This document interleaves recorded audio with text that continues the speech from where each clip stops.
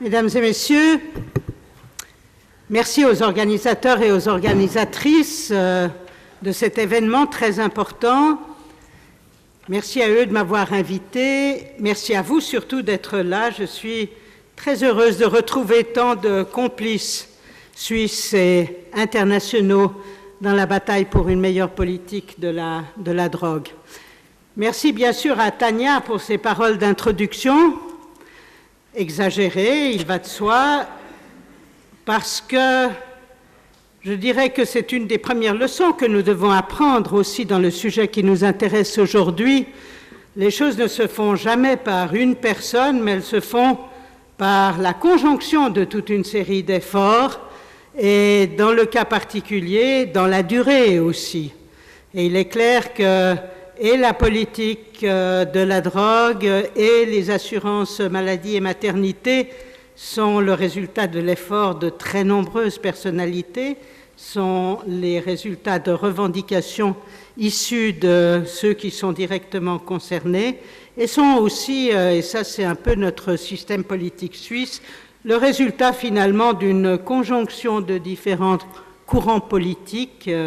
et d'une collaboration dans ce sens-là, au sein du Conseil fédéral et dans la durée. J'ai hérité de choses de mes prédécesseurs, j'ai essayé de les transmettre à mes successeurs. Je suis heureuse de voir d'ailleurs aujourd'hui que M. Alain Berset occupe la place que j'avais il y a encore un peu plus de 10 ans. La réduction des risques est un concept qui a effectivement trouvé sa place dans la législation suisse et progressivement dans la plupart des pays européens. Cette batterie de mesures concrètes a prouvé son efficacité à la fois en matière de santé individuelle et collective. Elle est aussi, je dirais, et à mes yeux peut-être surtout, la manifestation du respect de la dignité des personnes qui consomment des substances illicites. Elle vise à renforcer leur capacité pour reprendre cette expression que j'aimais bien de nos affiches sur le sida, de protéger leurs prochains comme eux-mêmes des conséquences possibles de leur consommation. Mais dans les débats internationaux qui s'animent aujourd'hui dans la perspective de la session spéciale de l'Assemblée générale des Nations unies, qui aura lieu dans moins de 2 ans, la réduction des risques et des dommages reste contestée. Contestée et même taboue. Comme vous le savez, en mars dernier, lors de la rencontre de haut niveau de la Commission des stupéfiants, le terme de réduction des risques a été banni de la déclaration ministérielle.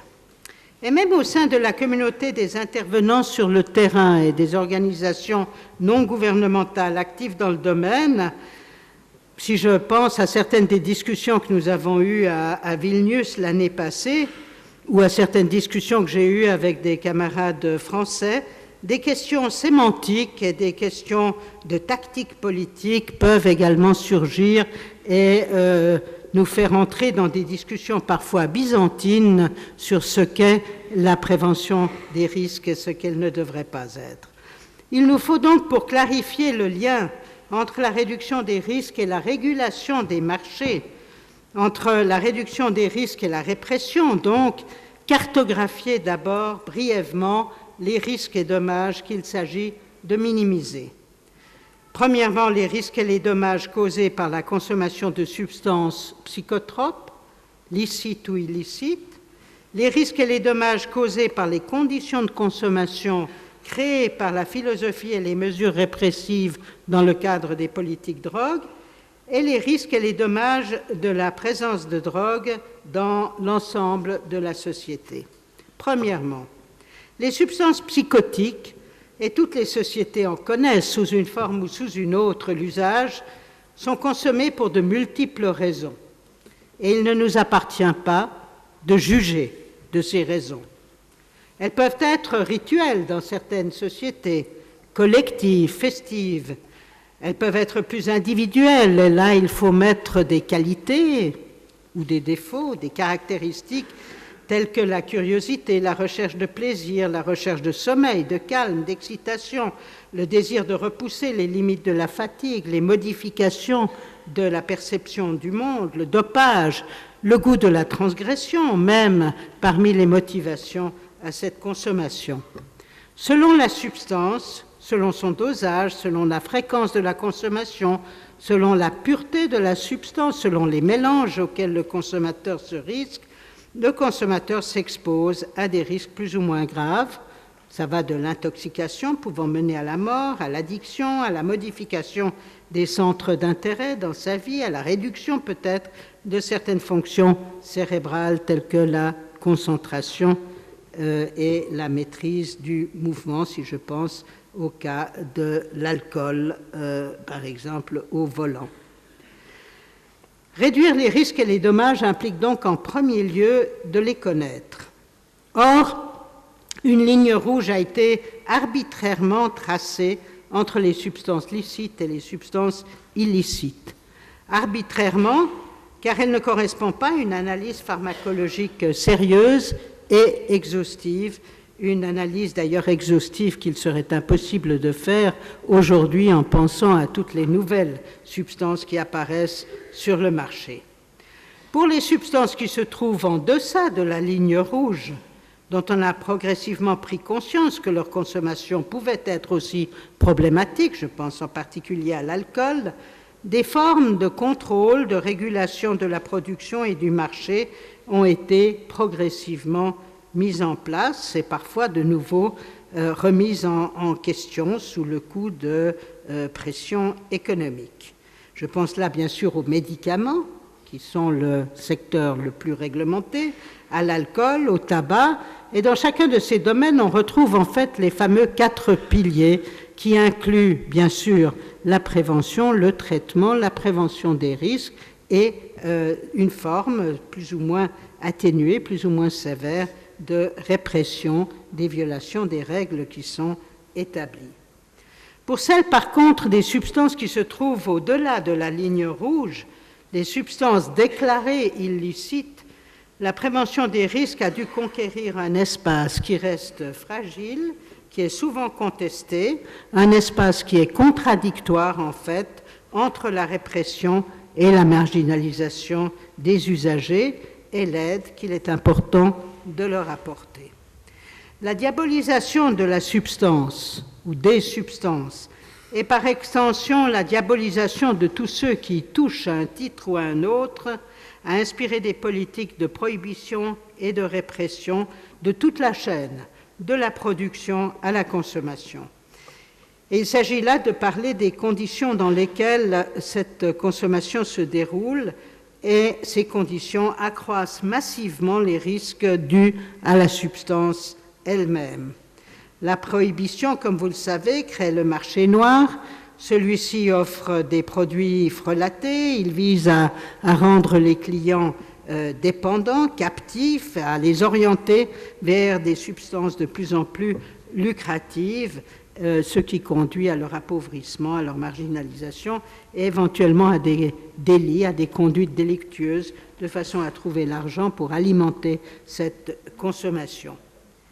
Par peur des peines qu'ils encourent et qui dans certains pays sont absolument dramatiques, la consommation se déroule dans des lieux et selon des méthodes dangereuses. Il s'agit là vraiment du contraire de ce que l'on pourrait appeler l'empowerment et la responsabilisation des consommateurs. Et le harcèlement des consommateurs empêche aussi le déploiement des mesures positives, celles dont vous avez parlé hier toute la journée, celles qui conduisent à réduire les risques individuels, et j'y viendrai aussi, les risques collectifs. Pour prendre juste 2 exemples tout à fait récents, puisque je reviens quasiment de la Géorgie où nous avons été invités par une partie du gouvernement qui souhaite faire bouger les choses, je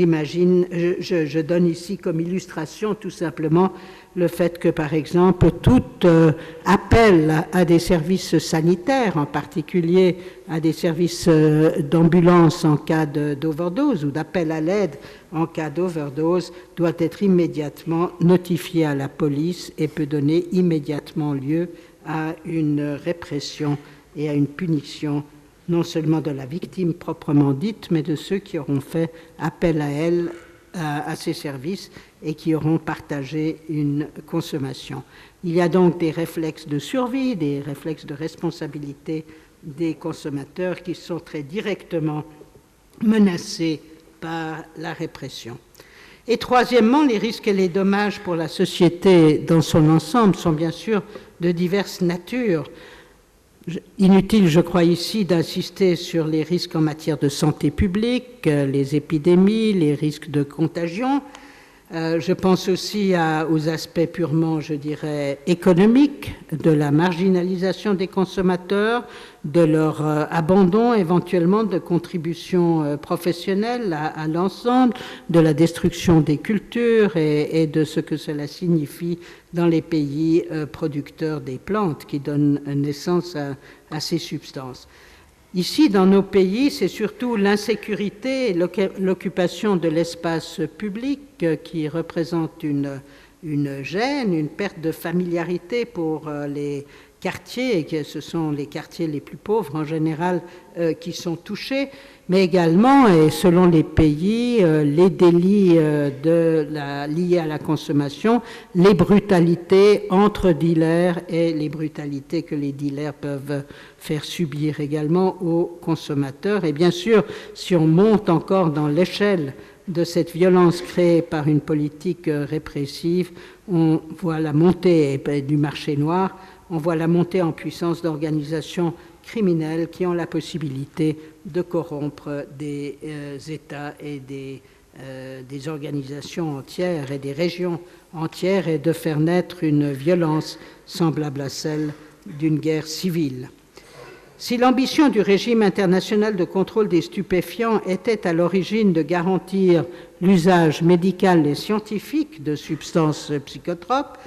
et je vous rappelle que c'est quand même un des objectifs fondamentaux, en fait, ce régime a été le prétexte à une limitation drastique de l'utilisation médicale de ces substances, à un tabou sur la réflexion même de la qualité médicale de ces substances, et là je fais allusion en particulier au tribut que payent les malades qui ont besoin de sédatifs et de médicaments antidouleurs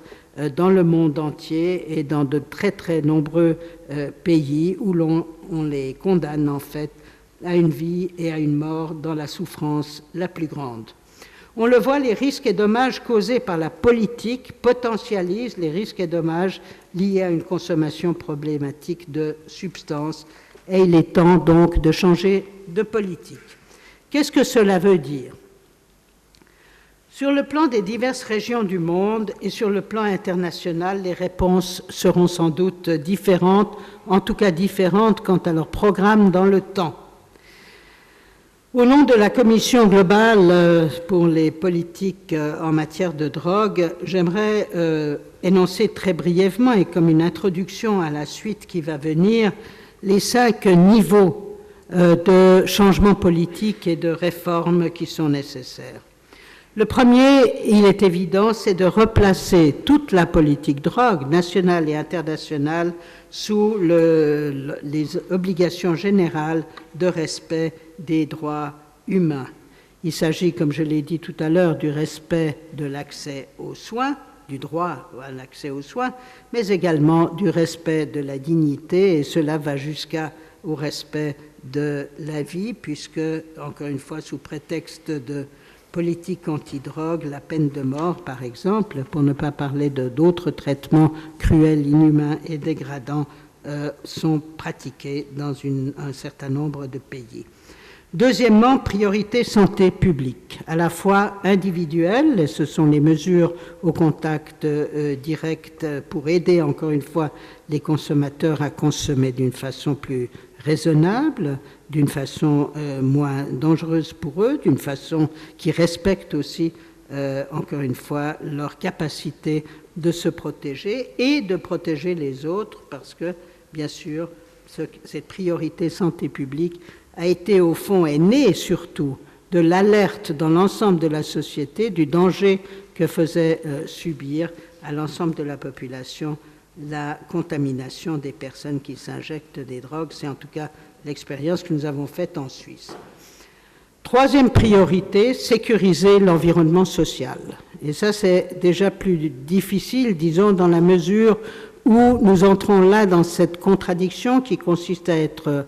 à souhaiter que le phénomène de la drogue soit visible de façon à pouvoir y accéder,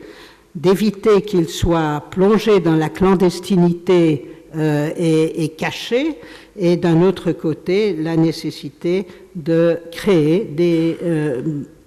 disons, un espace public qui soit occupé par tout le monde avec le sentiment que c'est bien un espace public qui leur appartient également. Quatrièmement, et donc je dirais que ces revendications-là, elles sont certainement nécessaires dans tous les pays et réalisables dans tous les pays pour autant qu'on arrive à animer la volonté politique d'agir dans ce sens-là. Il est clair que dans ce chapitre de la sécurité, dans le chapitre suivant qui concerne la décriminalisation de la consommation et de la possession pour usage propre, on entre déjà dans cette contradiction qu'il nous faudra bien surmonter un jour entre l'approche que nous avons développée au cours des 20 dernières années, disons en Suisse et dans nombre d'autres pays, et la nécessité d'en terminer réellement avec le régime de la prohibition. Il s'agit donc de surmonter cette contradiction dans laquelle nous avons accepté de vivre, je dirais, pendant toutes ces années, parce que les exigences de droits humains et de santé et de sécurité de la population nous y amenaient, parce que c'était des mesures qui permettaient de réaliser ces trois objectifs d'une façon bien meilleure que ce qui était le cas auparavant. Mais il nous faut faire des pas en plus. Comme je l'ai dit, le quatrième élément, c'est vraiment la décriminalisation de la consommation et de la possession pour usage propre. Et là, encore une fois, les exemples dans certains pays, je pense en particulier à la Russie, à certains de ses voisins, pour parler de pays qui nous sont proches, est exactement à l'opposé de cette mesure indispensable. Elle annule en fait tous les efforts qui sont faits à la fois pour respecter les droits humains, pour développer la santé et pour créer un environnement sain et sécure. Mais cela ne suffit pas pour dépasser cette fameuse contradiction dont je parlais tout à l'heure, et là, il faut créer les conditions d'un véritable contrôle de ces substances. Je dis un véritable contrôle de ces substances parce qu'il est sûr que la prohibition n'a pas créé ce contrôle. La prohibition a au contraire créé un espace où il est impossible de contrôler et les substances et l'usage qui en est fait parce qu'on l'a abandonné en fait à des organisations criminelles dont les intérêts sont exactement à l'opposé de ceux que je viens d'évoquer. Et donc, il nous faut passer à la régulation de toute la chaîne, depuis la production jusqu'à la consommation de substances psychotropes. Nous devons nous inspirer là de ce que nous avons appris à faire pour d'autres substances qui sont licites, mais qui sont également des substances psychotropes. Alors, c'est facile à dire, et c'est d'autant plus facile à dire quand depuis 11 ans on n'est plus membre du Conseil fédéral, mais il est absolument indispensable, je crois, de faire ici à la fois un appel à ce changement de paradigme, à cette renonciation radicale à une politique qui nous a menés dans les impasses que nous connaissons actuellement, mais en même temps de faire un appel à la prudence. Cet appel à la prudence consiste à dire, lorsqu'on veut changer une politique qui pendant 50 ans a dominé le monde et qui continue malgré tous les progrès que nous avons faits à dominer nos propres sociétés, notre propre politique, même ici en Suisse, il faut être prudent. C'est-à-dire qu'il faut créer de nouveau les conditions d'expérience pilote qui sont scientifiquement suivis, qui permettent de collecter des évidences, de connaître les conséquences très précises et dans la durée, je dirais, il faut nous donner aussi du temps. Prudence signifie temps que l'on consacre également à connaître les conséquences sur la consommation, sur la qualité des produits, sur le marché noir résiduel, je dirais, sur les peines à développer pour imposer le respect des règles, car règles, il devra toujours y avoir. Je me réjouis donc énormément de savoir que nous allons pouvoir apprendre d'expérience dans le domaine de la réglementation du cannabis, et je me réjouis comme vous d'entendre cet état pionnier que nous entendrons tout à l'heure et qui met en place, après que la volonté populaire se soit exprimée clairement, le fonctionnement d'un contrôle du marché du cannabis, de la production jusqu'à la consommation. Nous avons besoin de modèles différenciés selon les substances également, car le cannabis n'est que, je dirais, un premier pas, et le premier pas le plus facile sans doute à faire. Pour toutes sortes de raisons qu'il serait trop long de développer ici, il nous faut développer, réfléchir à des modèles différenciés selon les substances. J'en cite quelques-unes, et encore une fois, on peut s'inspirer pour plusieurs d'entre elles des expériences faites pour le tabac, pour l'alcool, pour les médicaments. Un usage médical strictement contrôlé, comme l'héroïne, et finalement l'héroïne médicale est une façon de réglementer le marché et d'essayer d'arracher un certain nombre de consommateurs, comme les autres traitements de substitution à un marché dominé aujourd'hui par l'interdit. D'autres usages plus accessibles de nature médicale doivent certainement aussi être trouvés. L'autocontrôle des producteurs de nouvelles substances doit être développé, tel que c'est le cas aujourd'hui, semble-t-il, en Nouvelle-Zélande, un modèle que nous devons apprendre à analyser, à connaître les conséquences. Il semble qu'en Israël également, un certain nombre d'essais sont faits pour dire tant que le produit est sur le marché, il est sous la responsabilité du producteur. S'il y a un problème, c'est à lui, c'est à lui en principe de démontrer qu'il n'y a pas de problème. Il y a donc un processus qui commence aujourd'hui, je l'ai dit, il a besoin d'un encadrement et il a besoin de temps, mais il est temps de commencer. Or, nous sommes à 2 ans, et je terminerai par là, à moins de 2 ans d'une session spéciale de l'Assemblée générale des Nations unies qui sera consacrée à la drogue, 18 ans après le dernier exercice de ce genre qui s'était révélé particulièrement décevant, puisqu'il avait conduit tout simplement à verrouiller, je dirais, la philosophie globale sur une vision de répression et sur un espoir complètement illusoire de créer un monde sans drogue. Que pouvons-nous attendre de cette session spéciale? Que pouvons-nous en faire? Très brièvement, ce que nous pouvons en attendre, et ça sera difficile, ça ne se fera pas automatiquement, c'est un véritable bilan de 50 ans de politique internationale en matière de drogue. C'est une évaluation sérieuse et une évaluation qui doit se faire en montrant ce qui se passe dans les différentes régions du monde à cause de ce système de contrôle de régime de contrôle des stupéfiants. Deuxièmement, je crois qu'il faut en attendre et en espérer, mais là non plus, ça ne sera pas facile. Nous l'avons vu à Vienne il y a peu, des principes de base. Et ce sont plus ou moins les principes que j'ai très brièvement énoncés tout à l'heure. C'est placer toute cette politique sous les principes des droits humains, abolir la peine de mort pour les délits liés à la violation de lois sur les stupéfiants, respecter la dignité des personnes, supprimer la possibilité de traitement contraint, de traitement en général, comme je l'ai dit, humiliant et cruel.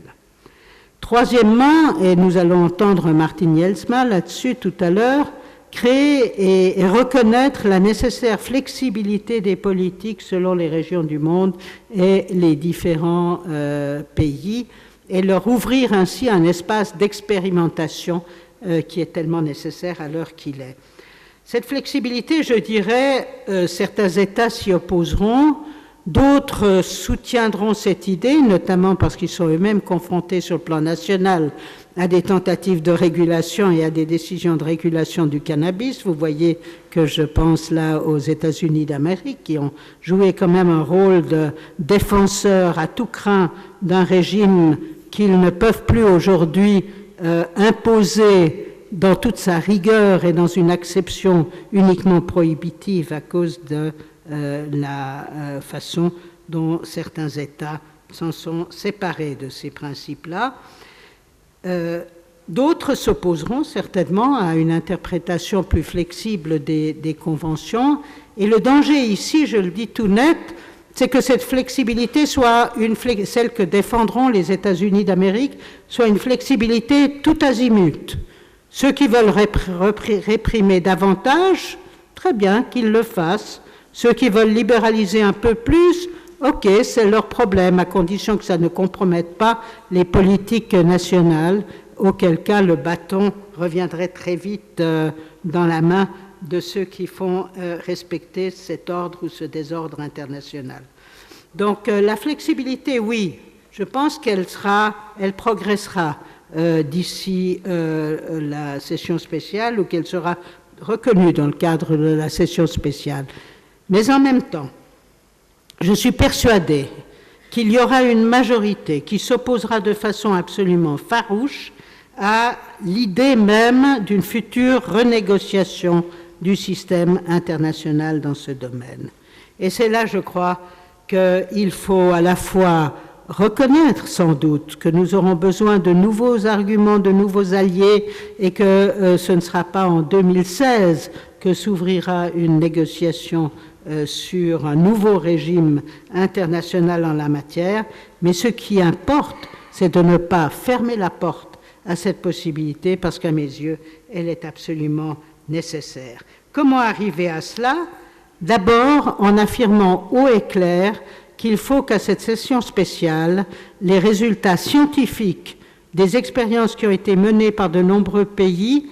les expériences aussi, les connaissances pharmacologiques qui sont développées dans de nombreux pays, soient sur la table. Une session purement gouvernementale qui ne donne pas la parole à la science est, à mon avis, une session qui risquerait de renouveler ce qui s'est passé il y a 16 ans aujourd'hui. Je crois, oui, 16 ans. Deuxièmement, il faut une participation de la société dite civile,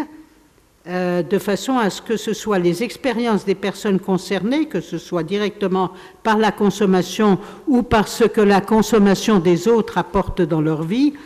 qui doit être présente pour la même raison. Les gouvernements sont souvent bien loin de cette réalité. Et surtout, il nous faut une participation de toutes les agences onusiennes. Dans ce domaine-là, ce que nous devons créer, ou ce que nous devons créer comme désir, c'est un désir de cohérence, c'est un désir de sortie des contradictions que j'ai évoquées brièvement tout à l'heure, et pour cela nous avons besoin de toutes les agences onusiennes. Je dirais là aussi entre nous que trop souvent ces agences sont contentes de se débarrasser du problème sur l'agence spécialisée qui est l'Office des Nations Unies contre les drogues et le crime, UNODC, et que l'on assiste malheureusement à une voix ou qu'on écoute une voix bien ténue de la part de l'OMS, de la part de l'organe chargé de la lutte contre le sida, de la part du Programme des Nations Unies pour le développement et de la part d'autres agences qu'il nous faut absolument arriver à mobiliser pour qu'ils participent à cette évaluation globale de 50 ans de politique internationale et, pour la plupart des pays aussi, de politique nationale en matière de drogue. Comme je l'ai dit, ce que nous espérons, c'est créer à cette session spéciale un désir de dépasser les contradictions et de créer une nouvelle cohérence. Je vous remercie.